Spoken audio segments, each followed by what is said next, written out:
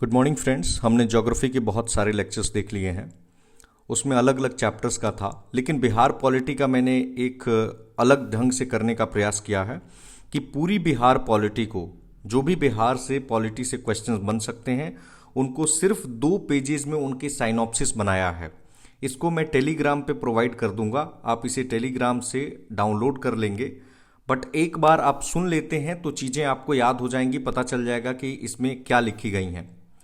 जैसे इसमें हम पूरी बिहार की पॉलिटी को कवर कर लेंगे, जैसे कि इसका एडमिनिस्ट्रेटिव सेटअप, बिहार का इतिहास, जो स्टेट एग्जीक्यूटिव है जिसके अंतर्गत गवर्नर, चीफ मिनिस्टर, राष्ट्रपति शासन कब कब लगा बिहार में, डिप्टी चीफ मिनिस्टर से संबंधित provisions, advocate general, state legislative assembly यानी स्टेट लेजिस्लेचर यहाँ से शुरू हो जाएगा, फिर लेजिस्लेटिव काउंसिल के बारे में, फिर पटना सचिवालय, फिर हम जुडिशरी के बारे में देखेंगे जिसमें हाई कोर्ट, फिर Patna high court, PIL, district judiciary, लोक अदालत, लोक आयुक्त, ग्राम कचहरी, फिर कुछ कॉन्स्टिट्यूशनल बॉडीज को देखेंगे जैसे Bihar public service commission, state election commission.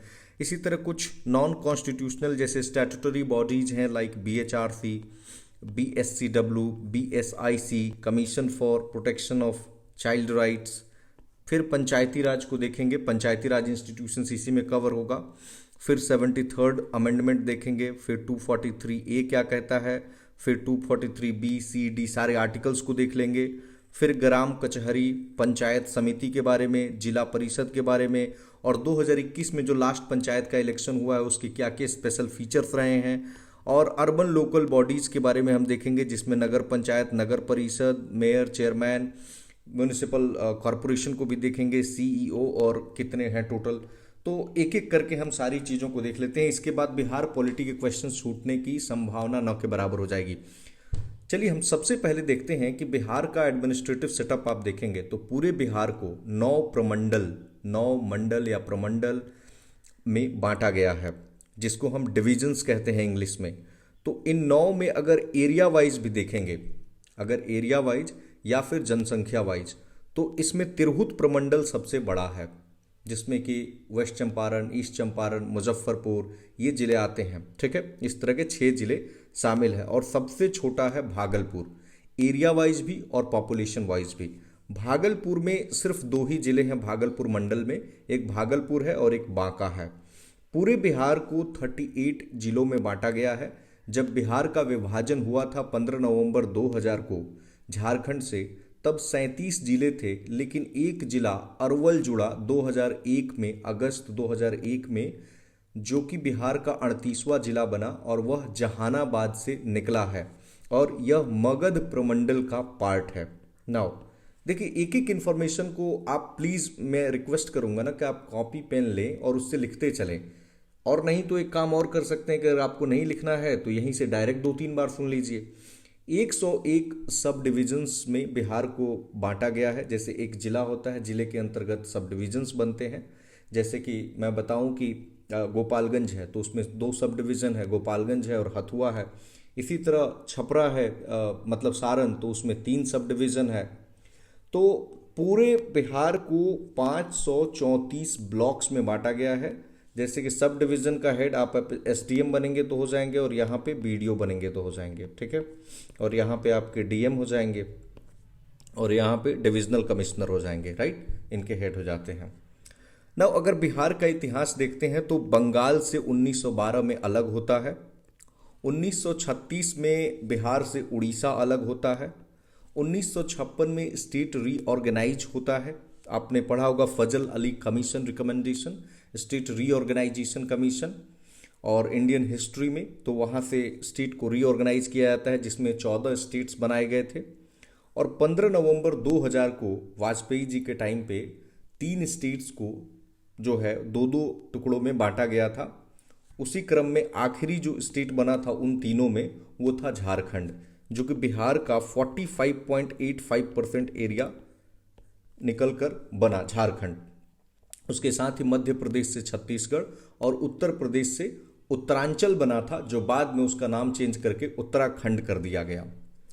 Now हम देखते हैं स्टेट एग्जीक्यूटिव को। देखिए, जब हम स्टेट के बारे में पढ़ते हैं ना, जैसे हमारा पार्ट अगर संविधान का पार्ट देखेंगे तो पार्ट 1 में क्या है कि यूनियन और उसकी स्टेट्स आते हैं। पार्ट 2 में हम सिटीजनशिप देखते हैं। पार्ट 3 में फंडामेंटल राइट्स है। पार्ट 4 में डीपीएसपी है। पार्ट 5 में यूनियन के बारे में है और पार्ट 6 में स्टेट्स के बारे में है। तो आपको याद रखना है कि पार्ट 6 के बारे में हम लोग डील कर रहे हैं। 152 से 237 आर्टिकल नंबर है। नाउ जब हम स्टेट एग्जीक्यूटिव पढ़ते हैं तो स्टेट का जो पहला सिटीजन होता है वो गवर्नर होता है। तो आपने लक्ष्मीकांत की बुक में, मुझे उम्मीद है कि जो गवर्नर से रिलेटेड प्रोविजंस हैं वो पढ़ लिए हैं। थोड़ा सा मैं बता देता हूं और बाकी बिहार से रिलेटेड हम चीज़ों को देख लेंगे। देखिए, जब गवर्नर की नियुक्ति होती है तो वो राष्ट्रपति करते हैं। राष्ट्रपति के प्लेजर पे गवर्नर का पोस्ट होता है। इनफैक्ट गवर्नर को हटाना हो वो भी राष्ट्रपति डिसाइड करते हैं। गवर्नर किसी भी स्टेट का हेड ऑफ द स्टेट होता है, constitutional head of the state, D jure head of the state. ये आप नोट डाउन करते चलेंगे, अगर आप नोट डाउन करना चाहें तो मैं बोल देता हूं बस। D jure head of the state होता है, जैसे कि सीएम होता है डी फैक्टो और गवर्नर होता है D jure head of the state. तो ये अंतर होता है। डी फैक्टो यानी कि रियल हेड होता है। हम क्या फॉलो कर रहे हैं? Westminster form of government. तो वेस्टमिंस्टर फॉर्म ऑफ गवर्नमेंट यानी पार्लियामेंट्री फॉर्म ऑफ गवर्नमेंट, जो कि ब्रिटेन से हमने लिया है। तो उसमें हम देखते हैं कि एक तरफ जैसे कि प्रेसिडेंट होते हैं, प्राइम मिनिस्टर होते हैं, उसी तरह यहाँ सीएम और गवर्नर होते हैं। ना क्वालिफिकेशन की बात करें गवर्नर की, तो 35 साल उम्र कम से कम होनी चाहिए, राष्ट्रपति की तरह ही, और भारत का नागरिक होना चाहिए। गवर्नर को ओथ दिलाते हैं chief justice of the high court. जैसे अभी बिहार के चीफ जस्टिस कौन है हाई कोर्ट के, पटना हाई कोर्ट के? तो वो हैं के विनोद चंद्रन। आप उनका नाम भी नोट डाउन कर लीजिए, हम आगे देखेंगे भी। अगर पावर्स एंड फंक्शंस की बात करें तो ये आप लक्ष्मीकांत से बहुत इजीली कर सकते हैं। गवर्नर की क्या, क्योंकि बिहार के गवर्नर की पावर्स एंड फंक्शंस अलग तो है नहीं, थोड़े बहुत पॉइंट हैं, उनको हम डील कर लेंगे।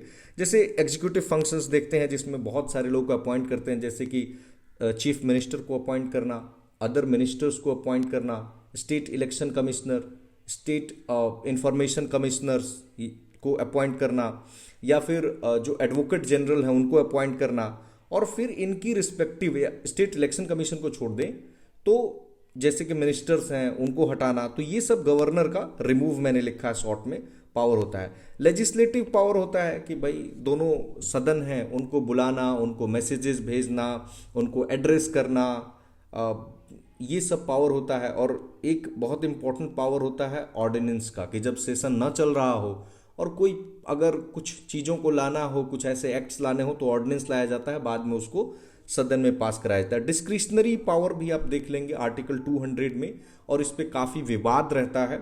जैसे अगर कोई भी मान लीजिए कि स्टेट लेजिस्लेचर ने कोई बिल पास किया, लेकिन गवर्नर को लगता है कि प्रेसिडेंट की के लिए हमको रिजर्व रखना है, तो आर्टिकल 200 के तहत वो रिजर्व कर सकते हैं।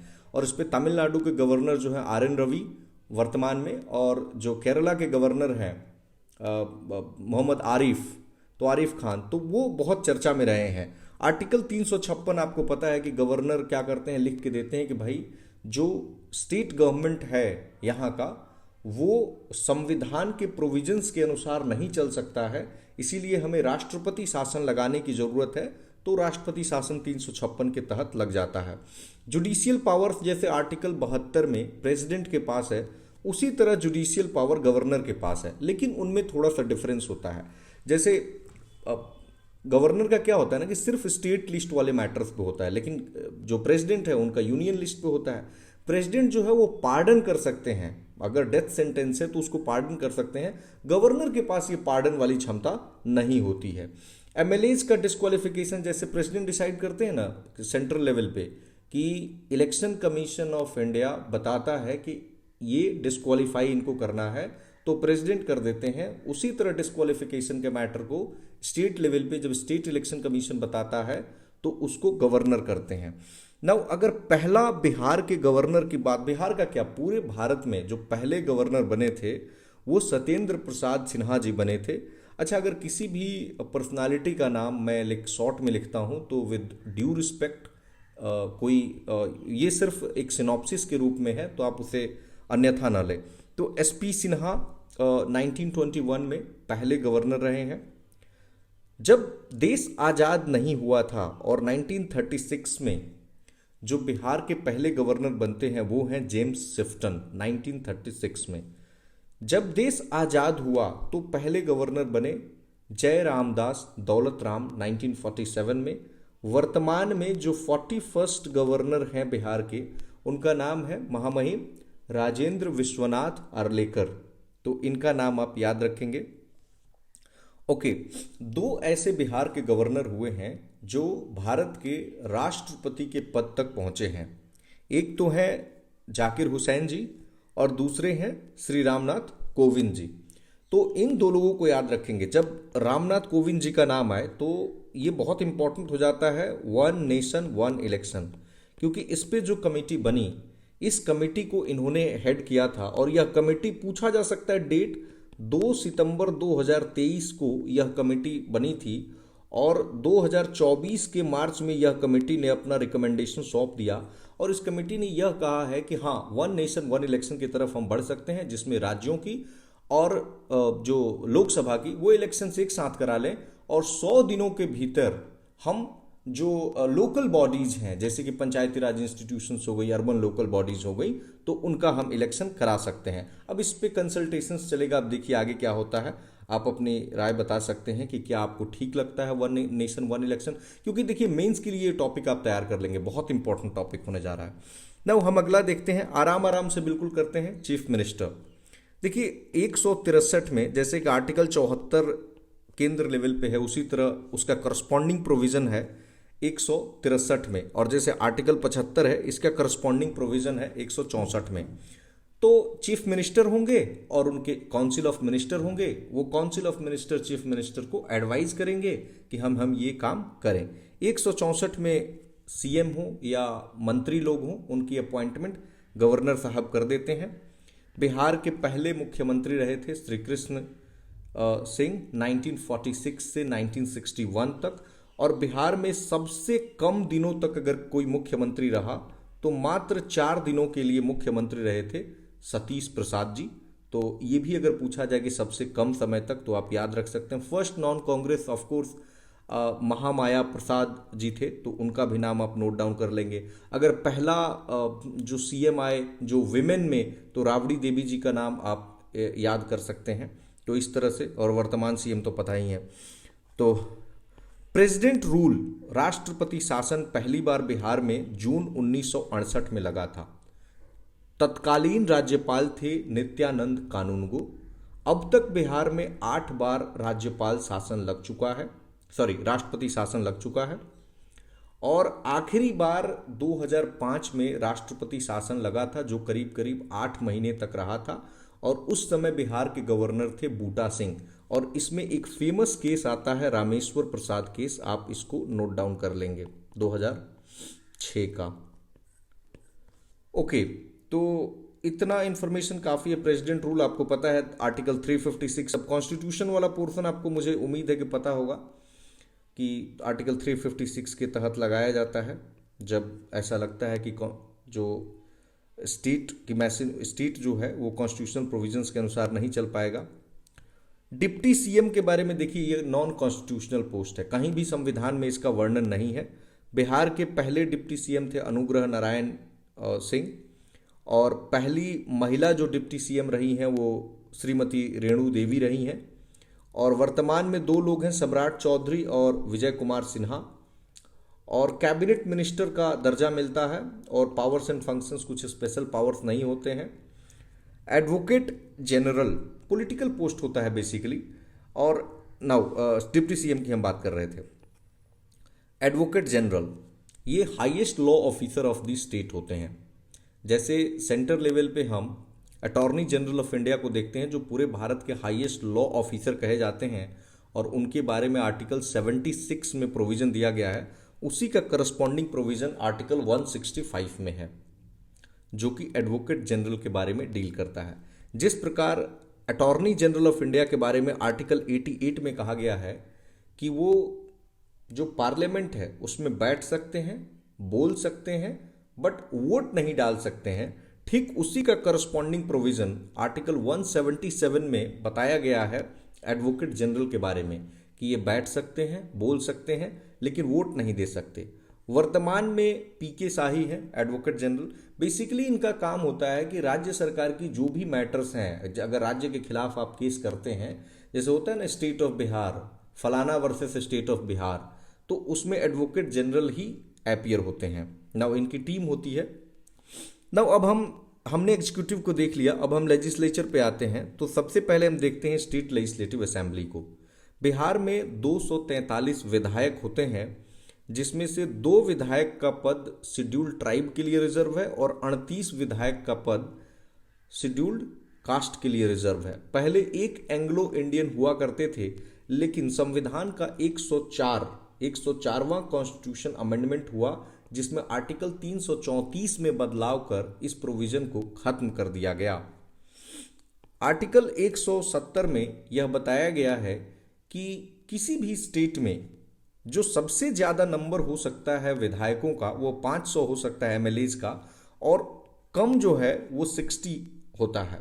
और सबसे ज़्यादा उत्तर प्रदेश में है, आपको पता भी है, हमने बिहार का देख लिया 243। जैसे कि एक कन्वेंशन है, आप पार्लियामेंट स्तर पे भी देखते होंगे कि 3 सेशन होते हैं, उसी तरह 3 सेशन राज्यों में भी होते हैं। 91st अमेंडमेंट के तहत 2003 में यह प्रोविजन किया गया कि जो मिनिस्टर्स होंगे वो लेजिस्लेटिव असेंबली के 15% से ज़्यादा नहीं होंगे। कम से कम 25 साल की उम्र चाहिए विधायक बनने के लिए। असेंबली का डिज़ाइन AM मिलवुड ने बनाया, ये तो याद कर लीजिए डायरेक्ट इसी तरह। पहले स्पीकर बने थे राम दयालु सिंह, जो 1937 से 1944 तक रहे। मनी बिल को ऑफ कोर्स सर्टिफाई करते हैं। ये सब प्रोविजंस आप कॉन्स्टिट्यूशन वाले जो लक्ष्मीकांत वाली बुक है उससे पढ़ लेंगे कि मनी बिल से रिलेटेड क्या प्रोविजंस है।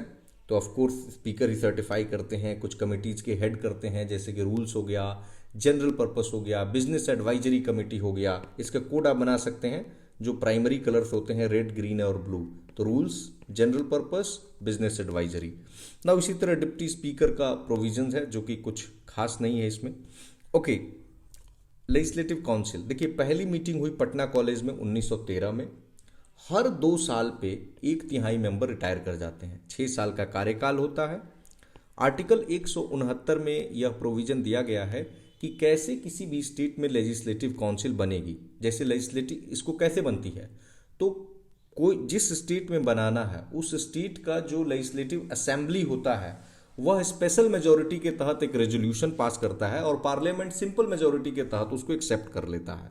अगर हम बात करें कि अभी कितने राज्यों में लेजिस्लेटिव काउंसिल है, तो 6 राज्यों में, बिहार, उत्तर प्रदेश, महाराष्ट्र, कर्नाटक, आंध्र प्रदेश एंड तेलंगाना। ठीक है। और 171 जो है आर्टिकल, उसमें दिया गया है कि किसी भी राज्य में जो लेजिस्लेटिव काउंसिल होगा उसकी कंपोजिशन की अगर हम बात करें तो विधायकों की संख्या की 1/3 से ज़्यादा नहीं होगा मैक्सिमम मेंबर, और कम से कम 40 मेंबर इसमें होंगे। इनकी चुनाव की बात करें तो 1/3 तो एमएलएज लोग चुन देते हैं और 1/3 जो लोकल बॉडीज है वो चुन देती है। 1/6 गवर्नर नॉमिनेट कर देते हैं, 1/12 ग्रेजुएट्स के लिए है और 1/12 टीचर्स के लिए है। ठीक है। अच्छा, जो गवर्नर होते हैं किनको करते हैं? Art, science, literature, social service and cooperative movement, ये 5 फील्ड होता है। वोटिंग राइट्स महिलाओं को इसने प्रदान किया 1921 में। जो पहले लेफ्टिनेंट गवर्नर बने थे वो बने थे इसके चार्ल्स स्टुअर्ट बैली 1912 में, और पहले इसके चेयरमैन बने थे 1921 में वाल्टर माउडे। पहला जो पूरे देश में पहला जो लेजिस्लेटिव काउंसिल जो पेपरलेस बना वो बिहार का ही है, और 30 कम से कम उम्र होना चाहिए इसका मेंबर बनने के लिए। और बहुत सारे राज्य हैं जैसे कि असम हो गया, राजस्थान हो गया, तो इन्होंने पास कर दिया है कि हमें भी चाहिए। उड़ीसा हो गया, बट इस पे बात चल रही है कि कोई नेशनल लेवल पे कंसेंसस बनाया जाए कि किस प्रकार का एक यूनिफॉर्मिटी लाने का प्रयास किया जाए। क्योंकि देखिए कुछ राज्यों में लेजिस्लेटिव काउंसिल है, कुछ में नहीं है, तो इसके फायदे और नुकसान ऑफ कोर्स दोनों हैं। अगर मेंस में क्वेश्चन आता है तो आपको दोनों अटेम्प्ट करना चाहिए, दोनों तरफ का आर्गूमेंट। ओके, पटना सेक्रेटेरिएट के बारे में देखें, पटना सचिवालय, तो डिज़ाइन बनाया था जोसेफ मोनिंग्स ने और इसको कंस्ट्रक्ट किया था मार्टिन बर्न ने इंडो सारासनिक स्टाइल में। 1934 का जो अर्थक्वेक आया उसके बाद एक क्लॉक टावर लगाया गया है और पहले मुख्यमंत्री श्री कृष्ण जी की ब्रॉन्ज की स्टैच्यू लगी है यहाँ। और जो 7 मार्टियर्स क्विट इंडिया मूवमेंट के हैं उनकी मेमोरियल्स है और इसको हेड करते हैं चीफ सेक्रेटरी जो अभी अमृतलाल मीणा है। ना जुडिशरी की बात करें तो हाई कोर्ट के बारे में आर्टिकल 214 से लेकर 231 तक संविधान में प्रोविजंस दिए गए हैं। आर्टिकल 214 में कहा गया है जैसे मान लीजिए बिहार है तो इसका अपना एक हाई कोर्ट होगा, और 231 में कहा गया है कि कोई हाई कोर्ट 2 या 2 से अधिक स्टेट्स को भी देख सकता है, और 217 में जो हाई कोर्ट की जजेज हैं इनकी अपॉइंटमेंट है। देश में 25 हाई कोर्ट्स हैं अभी, और यूनियन टेरिटरी दिल्ली और जे.एंड के 2 यूनियन टेरिटरीज हैं जिनकी अपनी हाई कोर्ट्स हैं। पटना हाई कोर्ट के बारे में देखें तो गवर्नमेंट ऑफ इंडिया एक्ट 1909 के तहत ये बना। लॉर्ड हार्डिंग इसकी फाउंडेशन स्टोन को रखते हैं 1 दिसंबर 1913 को, और 3 फरवरी 1916 को इसका इनॉग्रेशन होता है। देखिए कहीं कहीं 9 फरवरी लिखा है, बट ऑफिशियल वेबसाइट से मैंने चेक किया तो 3 ही फरवरी का डेट दे रहा है। ओके, तो इनॉग्रेशन 3 फरवरी याद रखेंगे। उस समय chief justice Patna high court के प्लस 6 जजेस थे, और उड़ीसा का चूंकि अलग तो 1936 में ही हो गया, लेकिन 1948 तक उड़ीसा का भी काम यही पटना हाई कोर्ट से ही चलता रहा। 1972 में रांची में एक सर्किट बेंच खोला गया जो बाद में झारखंड हाई कोर्ट बन गया। ठीक है, और पटना हाई कोर्ट का अपना कोई बेंच नहीं है। जैसे आप देखेंगे कि महाराष्ट्र हाई कोर्ट है बॉम्बे वाला, तो उसका अपना बेंच है। नागपुर में जैसे कि उसका बेंच है अपना। ठीक है, तो नागपुर में है, पणजी में है, औरंगाबाद में है, 3 बेंचेज हैं उसकी, लेकिन इसका कोई बेंच नहीं है। ठीक है, पहले सीजे हैं जेम्स चेमियर, और बड़ा सा नाम था एडवर्ड मायनार्ड ऐसे करके, तो मैंने शॉर्ट में लिख दिया जेम्स चेमियर, सीसी याद रह जाएगा। और इंडिपेंडेंस के बाद बने थे मनमोहन अग्रवाल, ये पहले चीफ जस्टिस रहे थे। पब्लिक इंटरेस्ट लिटिगेशन आपने सुना होगा। पब्लिक इंटरेस्ट लिटिगेशन के जनक अगर देखे जाए ना, 2 लोगों को माना जाता है, आप नाम याद कर लें। एक तो पीएन भगवती हैं और एक जस्टिस कृष्णा अय्यर हैं। जस्टिस कृष्णा अय्यर के बारे में कई बार स्टेटमेंट दिया जाता है क्या वो सीजेआई रहे थे, तो जी नहीं, वो कभी सीजेआई नहीं रहे, वो सिर्फ सुप्रीम कोर्ट के जज थे। लेकिन जस्टिस पीएन भगवती सीजेआई रहे थे। पीआईएल का मतलब होता है कि अगर मैं बहुत मतलब कोई ऐसा मैटर है जो बहुत सारे लोगों को अफेक्ट करता है और वो लोग कोर्ट का दरवाजा खटखटाने में उतने सक्षम नहीं हैं, तो उनके बिहाफ पर कोई पब्लिक स्पिरिटेड सिटीजन जाकर केस फाइल करता है। तो एक केस आया हुसैन आरा खातून वर्सेस स्टेट ऑफ बिहार 1979 में। इसमें जस्टिस पीएन भगवती थे और 40,000 जो प्रिजनर्स थे, जो जेल में बंद लोग थे, अंडर ट्रायल्स थे, उनको फ्री किया गया। और ये कहा गया कि भाई अंडर ट्रायल्स का भी तो स्पीडी ट्रायल जो है वो आर्टिकल 21 का पार्ट है। आप इसे नोट डाउन कर ले, speedy trial is part of article 21 which deals with right to life and personal liberty. तो इस बात पे ये पीआईएल बहुत इंपॉर्टेंट हो गया, क्योंकि पहला जो देश का पीआईएल है वो बिहार में ही है, और मदर ऑफ पीआईएल कहा जाता है इसी केस में जो जिसने पिटीशन फाइल किया था, पुष्पा के। ठीक है, डिस्ट्रिक्ट जुडिशरी के बारे में संविधान में देखिए, अब ये रिसेंट में जो सीजेआई डीवाई चंद्रचूड़ हैं, उन्होंने कहा कि अब पहले कहा जाता था सबऑर्डिनेट कोर्ट्स या सबऑर्डिनेट जुडिशरी, तो अब कहा जाएगा जिला जुडिशरी, क्योंकि सबऑर्डिनेट से जो वर्ड है वो थोड़ा सा मतलब वैसा फीलिंग दे रहा था कि वो सबऑर्डिनेट है, एक इंफीरियर टाइप का रिलेशन शो कर रहा था, एक हायरार्की शो कर रहा था। बट डिस्ट्रिक्ट जुडिशरी इसका नेम चेंज कर दिया गया है। और 233, 34, 35, 36 और 37 ये आर्टिकल्स हैं जो डिस्ट्रिक्ट जुडिशरी को डील करते हैं। डिस्ट्रिक्ट जुडिशरी का एडमिनिस्ट्रेटिव कंट्रोल हाई कोर्ट के हाथ में होता है और ओल्डेस्ट है मुजफ्फरपुर में, बिहार में। लोक अदालत जैसे ऑल्टरनेट डिस्प्यूट रेजोल्यूशन के कुछ मैकेनिज्म्स हैं, उसी का पार्ट है लोक अदालत। 1987 का जो लीगल सर्विसेज अथॉरिटीज़ एक्ट है, इसके तहत बना। पीएन भगवती इसमें काफ़ी महत्वपूर्ण भूमिका निभाते हैं। सिविल कोर्ट का जो फैसला होता है वो इसका माना जाता है और इसका जजमेंट बिल्कुल बाइंडिंग होता है और फाइनल होता है, यानी अब आप अपील नहीं कर सकते हैं। गुजरात से शुरुआत होती है 1982 में। अगला टॉपिक है लोक आयुक्त। देखिए, बिहार में पहली बार 1973 में लोक आयुक्त बनते हैं श्रीधर वासुदेव सहनी। गवर्नर अपॉइंट करते हैं लोक आयुक्त को। एक किनको कंसल्ट करते हैं तो हाई कोर्ट के चीफ जस्टिस और लीडर ऑफ अपोजिशन ऑफ विधानसभा। 5 साल या 70 साल का कार्यकाल है, 3 मेंबर्स हैं जिसमें कम से कम 2 जुडिशरी से हैं। ग्राम कचहरी अगर देखें तो ये भी एक जुडिशियल मैकेनिज्म है, बट इलेक्टेड जुडिशरी का ये पार्ट है। इसके अध्यक्ष होते हैं सरपंच, हम पंचायती राज सिस्टम आगे पढ़ेंगे उसमें भी देखेंगे। इसके अध्यक्ष होते हैं सरपंच, जिनको लोग डायरेक्टली चुनाव करते हैं वोटिंग के तहत, यूनिवर्सल एडल्ट फ्रेंचाइज के तहत। और उप सरपंच होते हैं और पंच होते हैं। तो पंच का भी चुनाव होता है, हर वार्ड में एक पंच बनते हैं और यही पंच लोग मिल करके इनडायरेक्ट इलेक्शन करके उप सरपंच को बना देते हैं, ठीक है। और ये लोग डील करते हैं पिटी, सिविल एंड क्रिमिनल मैटर्स को देखते हैं और इनका कार्यकाल जिस दिन से अपॉइंटमेंट होता है उससे 5 साल का होता है। कुछ कॉन्स्टिट्यूशनल बॉडीज और नॉन कॉन्स्टिट्यूशनल बॉडीज को देखें तो बीपीएससी के बारे में ही देखते हैं। आप बीपीएससी की तैयारी कर रहे हैं, आर्टिकल 315 में जो पब्लिक सर्विस कमीशंस के बारे में बताया गया है।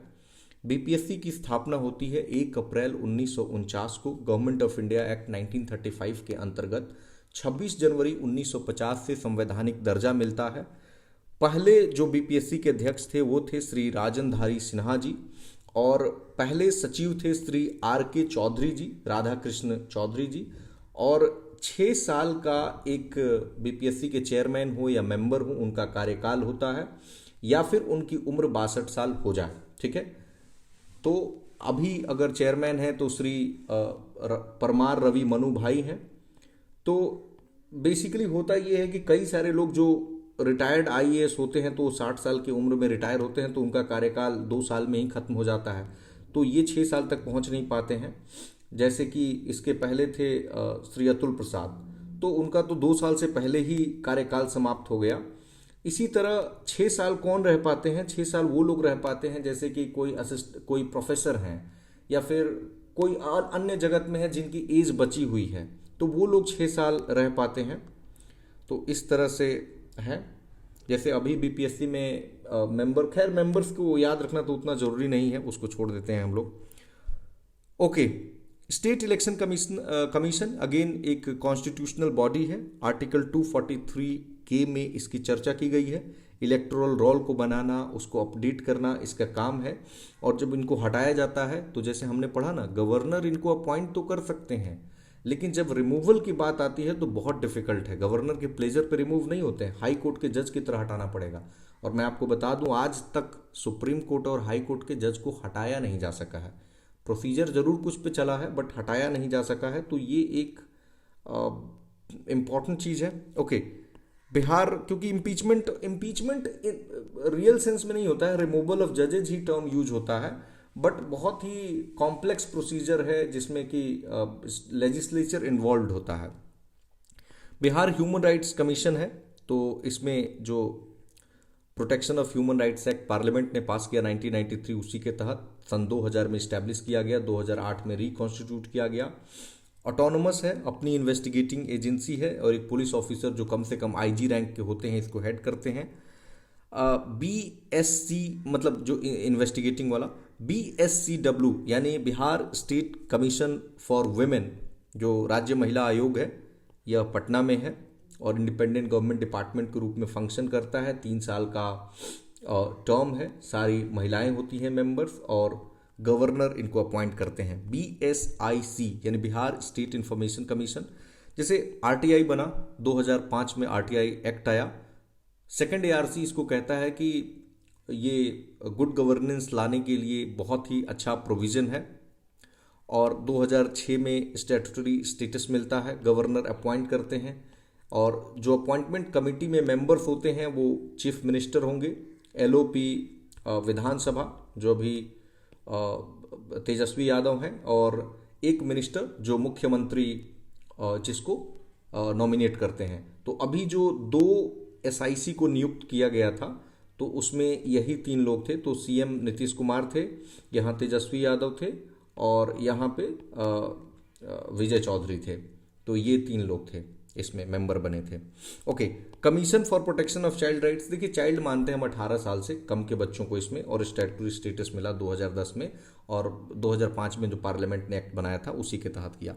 नाउ पंचायती राज इंस्टीट्यूशंस बहुत इंपॉर्टेंट हो जाता है। पहली बार अगर बिहार में पंचायती राज एक्ट बना तो सोचिए 1947 में बना था और फोर्स में आ गया था 2 साल के बाद। 1949 में। बलवंत राय मेहता कमेटी की रिपोर्ट आती है और 1959 में उसमें एक अमेंडमेंट होता है। फिर एक नया एक्ट बनता है पंचायती राज पे, वो 1961 में बनता है और फिर 1963 में वो इम्प्लीमेंट होता है और 1993 में जो 73rd एंड 74th अमेंडमेंट है पंचायत और यूएल बीच से संबंधित, वो आते हैं। फिर 2006 का एक्ट आता है। इस तरह से एक लंबी ट्रेजेक्टरी चलती है। नौ 73वां संविधान संशोधन की बात करें तो इसने जोड़ा संविधान में 11वां शेड्यूल, जैसे 74वां ने 12वां शेड्यूल जोड़ा उसी तरह। अच्छा, आपको जैसे मुखिया का चुनाव लड़ना है या सरपंच का चुनाव लड़ना है तो आपको कम से कम 21 साल का उम्र चाहिए। बिहार पंचायती राज अधिनियम 2006 के अंतर्गत 50% सीट महिलाओं के लिए रिजर्व कर दिया गया और ऐसा करने वाला बिहार देश का पहला राज्य बना। यानी 33% रिजर्वेशन तो कॉन्स्टिट्यूशनल मैंडेट ही है, लेकिन बिहार ने क्या किया कि नहीं 50% कर दिया। और इसको देखते हुए मध्य प्रदेश, हिमाचल प्रदेश, उत्तराखंड इत्यादि राज्यों ने भी 50% की व्यवस्था की और 20% सीट जो है वो ईबीसी कम्युनिटी को पंचायती राज में रिजर्व्ड है, एक्सट्रीमली बैकवर्ड क्लासेस। अच्छा, जो विमेन को रिजर्वेशन मिलता है ना वो हॉरिजॉन्टल मिलता है। जैसे ईबीसी का अगर 20% है तो विमेन को इसी 20% में विमेन को 50% एलोकेट किया जाएगा। जैसे ये मान लीजिए 20% हुआ, एक हाइपोथेटिकल नंबर लेते हैं 100, तो 50 सीटें ईबीसी का विमेन को दे दिया जाएगा। ओके, और एससी एसटी का in proportion to their population सीटों को रिजर्व किया जाता है। 5 साल का कार्यकाल होता है जिस दिन से उनका पहला क्या कहते हैं, जिस दिन से उनका अपॉइंटमेंट होता है, पहली बैठक होती है। कोरम जो है वो ग्राम पंचायत के सदस्यों का आधा होता है और विशेष बैठक में कोरम होता है 1/3। आर्टिकल 243A बहुत इंपॉर्टेंट है क्योंकि इसमें ग्राम सभा के बारे में संविधान बात करता है। कहते हैं कि ग्राम सभा के मेंबर्स कौन होते हैं, तो वो सारे लोग जिनका नाम वोटर रोल है उसमें है और 2 मीटिंग जो ग्राम सभा की होती है उनके बीच मैक्सिमम गैप 3 महीने का होता है। ग्राम सभा की मीटिंग के लिए जो इसके सदस्य हैं उसका 1/20वां भाग सदस्य होने चाहिए।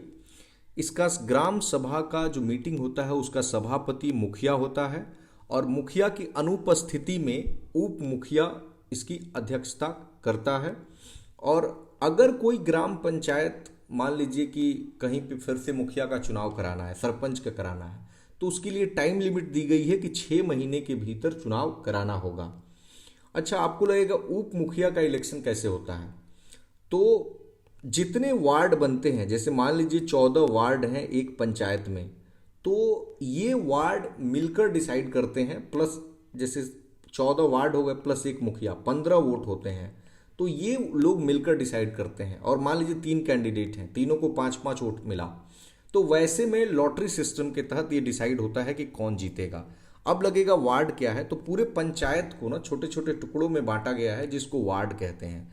और एक वार्ड में 500 की आबादी पर लगभग वैसे तो फिक्स नहीं होता है कि हर वार्ड में उतने ही हो, क्योंकि मैं देखता हूँ कोई छोटा वार्ड होता है कोई बड़ा होता है, बट 500 की आबादी पे एक वार्ड का गठन है। अच्छा, हम रिजिग्नेशन की बात करें तो अगर मुखिया को रिजाइन देना है कि मैं नहीं रहना चाहता हूँ, नहीं रहना चाहती हूँ उस पद पे, तो वो डीपीआरओ को, जो जिला पंचायती राज अधिकारी होते हैं, उनको देते हैं। उप मुखिया को रिजाइन देना है तो भी डीपीआरओ को, सरपंच को देना है, उप सरपंच को देना है, यानी ये 4 लोग, मुखिया, उप मुखिया, सरपंच, उप सरपंच, ये चारों लोग डीपीआरओ को रिजिग्नेशन देते हैं। लेकिन अगर वार्ड मेंबर को रिजाइन देना है तो मुखिया को दे देंगे, पंच को देना है तो वो सरपंच को दे देंगे। ठीक है, पंच क्या करते हैं, हर वार्ड से एक पंच चुने जाते हैं, सारे लोग उसमें वोट करते हैं और पंच का काम होता है कि सरपंच के साथ मिलकर जो भी जुडिशियल मैटर्स है गांव के लेवल पे, चाहे वो सिविल मैटर हो, क्रिमिनल मैटर हो, पिटी मैटर्स, छोटे छोटे जो मैटर्स होते हैं उनको सुलझाना होता है। ठीक है, और उन्हीं पंचों में से एक लोग उप सरपंच के रूप में चुने जाते हैं ताकि जब सरपंच की अनुपस्थिति हो तो वो पंच काम कर सकें। थोड़ा संवैधानिक स्तर पे बात करें तो आर्टिकल 243B इसमें बताया गया है कि पंचायतों के कॉन्स्टिट्यूशन के बारे में। 243 ही अब यहाँ से चलेगा, BC आप समझ जाएंगे। C में कंपोजिशन के बारे में, D में रिजर्वेशन के बारे में, जैसे कि वुमेन का 50%, SC ST का प्रोपोर्शन टू रिजर्वेशन, ईबीसी का 20%, इसी तरह ई में ड्यूरेशन के बारे में 5 साल का, एफ में क्वालिफिकेशन के बारे में जैसे कि 21 साल उम्र होनी चाहिए, सिटीजनशिप होनी चाहिए, जी में इनकी क्या पावर्स होंगी, एच में कौन कौन सी टैक्स और ड्यूटीज लगा सकते हैं, आई में है कि स्टेट फाइनेंस कमीशन बनेगा, जे में है कि ऑडिटिंग होगा, के में है स्टेट इलेक्शन कमीशन के बारे में, और ओ में है कि कोर्ट किन मैटर्स में पंचायत के मैटर्स में इंटरफेयर कर सकता है। नव ग्राम कचहरी के बारे में तो बहुत डिटेल में मैंने बता दिया कि रिजिग्नेशन के बारे में भी कि सरपंच और उप सरपंच डीपीआरओ को कर देंगे। फंक्शन वही होता है कि जुडिशियल मैटर्स को सुनते हैं, कोई झगड़ा हो गया, विवाद हो गया, और इनका इलेक्शन डायरेक्टली लोग वोट करते हैं सरपंच के इलेक्शन में और पंच के इलेक्शन में, और उप सरपंच इनडायरेक्टली पंच लोग ही चुन देते हैं। नव पंचायत समिति की बात करें तो ये इंटरमीडिएट लेवल होता है। जैसे एक हो गया ग्राम पंचायत जो सबसे नीचे है, बीच में हो गया इंटरमीडिएट लेवल पंचायत समिति, और सबसे ऊपर हो गया यहाँ जिला परिषद। ठीक है, त्रिस्तरीय हम व्यवस्था देखते हैं। तो पंचायत समिति वहां बनाना जरूरी है जिस स्टेट की पॉपुलेशन 20 लाख से कम है, और कहा जाता है कि एक पंचायत समिति बनाई जाएगी जहां लगभग 5,000 की आबादी हो, और जो मीटिंग होगी पंचायत समिति की 2 महीना से ज़्यादा का गैप नहीं होना चाहिए, और इसके कार्यपालक पदाधिकारी बीडीओ होते हैं, ब्लॉक डेवलपमेंट ऑफिसर, जो बीपीएससी से ही जाएंगे, पहले आरडीओ बनेंगे फिर बीडीओ बनेंगे। ओके, जिला परिषद में 50,000 की आबादी होनी चाहिए, और मैक्सिमम 3 महीने का गैप होगा इनके जो मीटिंग होगी उसके बीच में। एक जिला परिषद के जितने सदस्य चुने जाते हैं वो चेयरमैन का चुनाव करते हैं, और वाइस चेयरमैन का भी इलेक्शन होता है।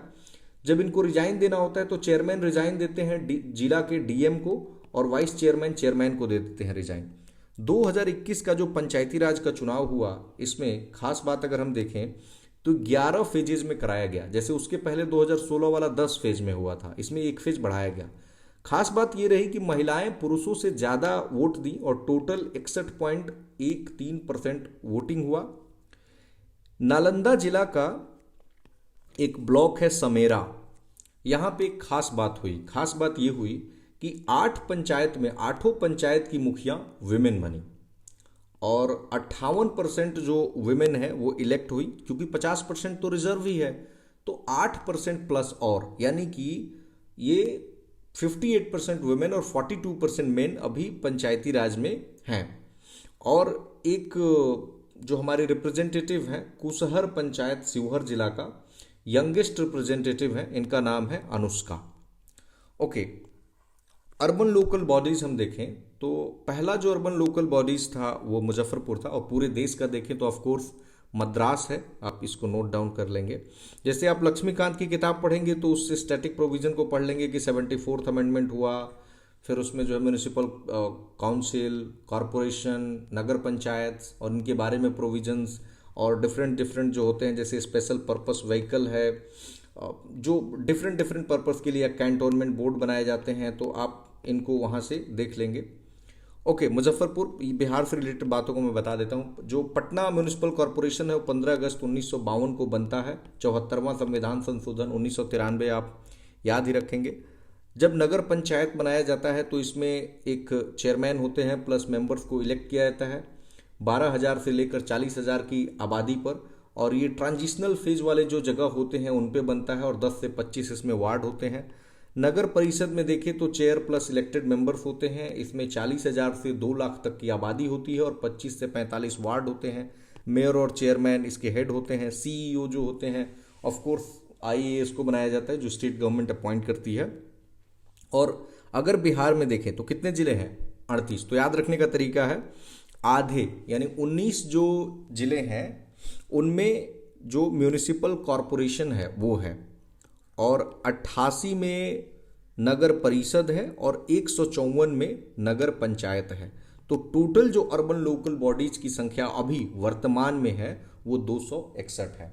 तो मुझे उम्मीद है कि बिहार के बारे में पॉलिटी से संबंधित ये छोटा जरूर लग सकता है पीडीएफ, बट इसमें बहुत सारी इन्फॉर्मेशन की भरमार है, और इतना आप काम कर लेते हैं। बाकी जो इंट्रोडक्टरी जो हमारा क्लास है, क्योंकि उसमें बहुत सारी इन्फॉर्मेशन कवर हो गई हैं, तो उनको मैंने यहाँ पे नहीं लिया है, तो आपका काम चल जाएगा। धन्यवाद।